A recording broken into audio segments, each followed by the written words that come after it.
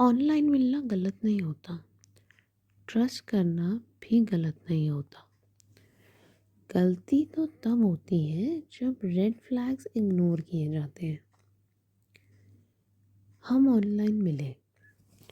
शुरुआत सिंपल थी, normal conversations, लंबी चैट्स और धीरे धीरे अटैचमेंट बिल्ड होता गया। क्योंकि ये मेरा पहला रिलेशनशिप था, मैंने पूरा ट्रस्ट किया। पूरा। पहला रेड फ्लैग, उसने व्हाट्सएप नंबर शेयर करने से मना कर दिया। रीज़न दिया, सिक्योरिटी इश्यूज। और मैंने मान लिया। 3 महीने तक उसने मेरा नंबर नहीं लिया, अपना नंबर नहीं दिया, और मैं फिर भी उसके लिए सीरियस थी। उसने कभी डिस्प्ले पिक्चर परमानेंटली नहीं लगाई। बस 2-3 पिक्चर्स मैंने एक बार देखी थी जो उसने ऐप पे शेयर की थी, जहाँ हम ऑनलाइन पहली बार मिले थे। और उसी डेटिंग ऐप में कॉलिंग का फीचर था, तो शुरू के 2 हफ्ते कॉल्स वहीं से होती थी। 2 हफ्ते तक सिर्फ ऐप के अंदर ही सब कुछ था, उसी ऑनलाइन ऐप में।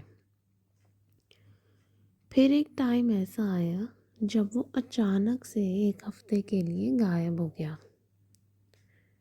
ऐप पर एक्टिव नहीं, कोई मैसेज नहीं, कोई कॉल नहीं। मैं वेट कर रही थी।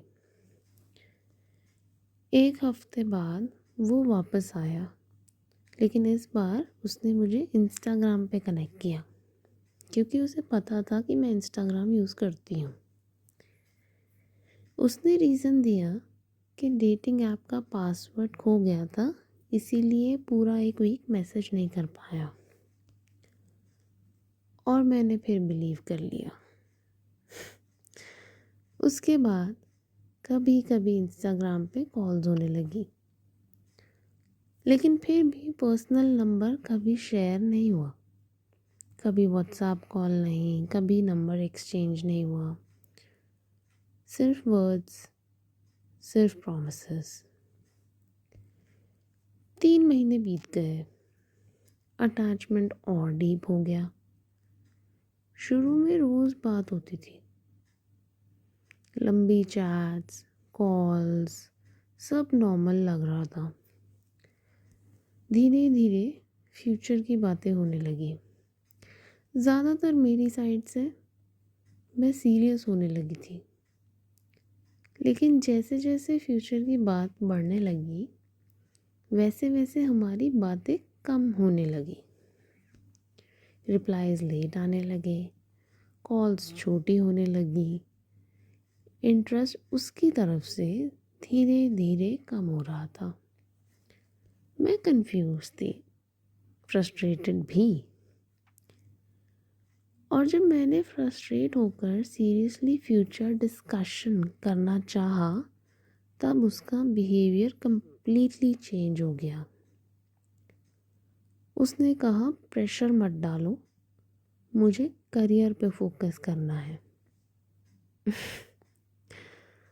तब मुझे समझ में आया, जो इंसान क्लियर होता है ना, वो एक्सक्यूजेस नहीं देता। फिर कुछ दिन बाद मैसेज आया, तुम्हें मुझसे बेटर लड़का मिलेगा। उसने मुझे कंपेयर नहीं किया।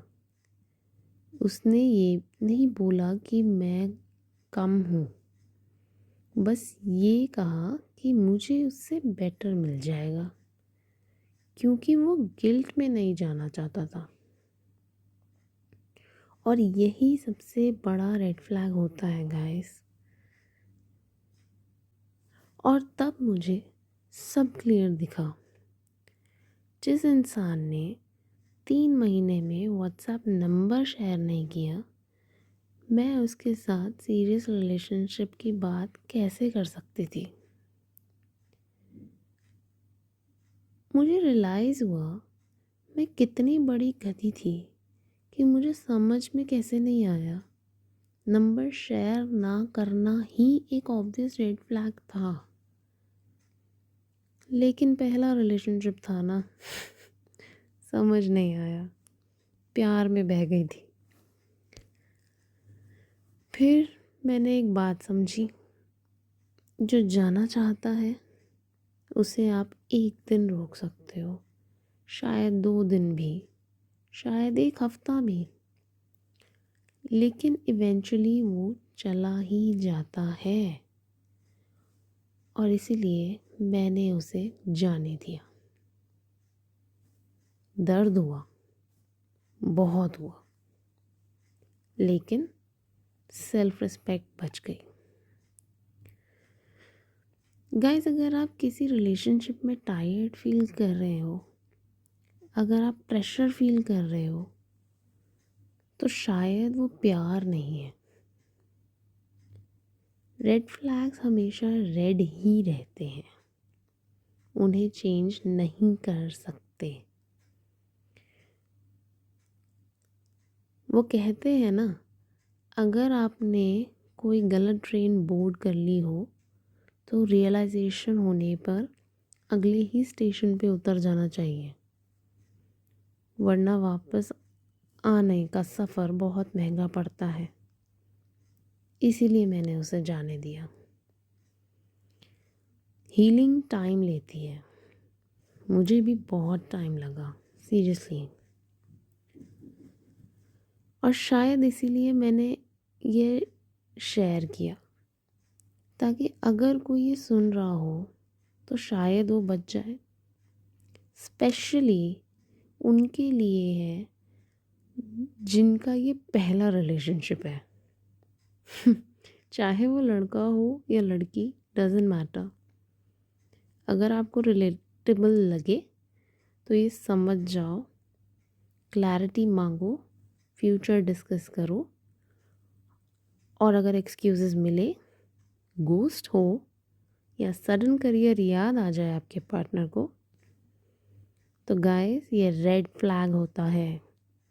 जल्दी रिकग्नाइज करो। पहली बार दिल टूटने का दर्द शायद थोड़े कम दिन के लिए होगा, पर फ़ायदा लाइफ टाइम है। फ़ायदा अपनी मेंटल हेल्थ सेव करने का। तुम डिज़र्व करते हो ऐसा इंसान जो क्लियर हो, जो कंसिस्टेंट हो, जो तुम्हें प्रायोरिटी दे। कमेंट में बताओ कौन सा रेड फ्लैग तुमने इग्नोर किया था।